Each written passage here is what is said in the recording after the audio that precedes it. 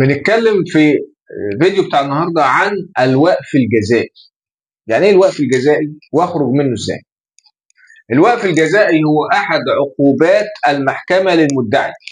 يعني المحكمه بدل ما بتفرض عليه غرامه ممكن تفرض عليه غرامه لعدم تنفيذ قرار او طلبه المحكمه، فبتحكم على المدعي بعقوبه الوقف الجزائي. نخلي بالنا ان الوقف الجزائي ده ممكن يبقى شهر وممكن يبقى 15 يوم. يعني ممكن المحكمه تقول وقف جزائي لمده 15 يوما واقصاها 30 يوم. تمام؟ نخلي بالنا. طب انا خدت وقف جزائي 30 يوم، اعمل ايه؟ اعمل حاجه اسمها اعلان بالتعجيل من الوقف مدته 15 يوم من ال 30. يعني بعد ما ينتهي ال 30 ابدا معايا 15 يوم لازم نعمل فيهم الاعلان بالتعجيل من الوقف وتمم الاجراءات اللي احنا بنعملها في الاعلان. اعلان بالتعجيل من الوقف. طب لو انا ما جددتش خلال المده القضيه بتاعتي تاخد كأن لم تكن.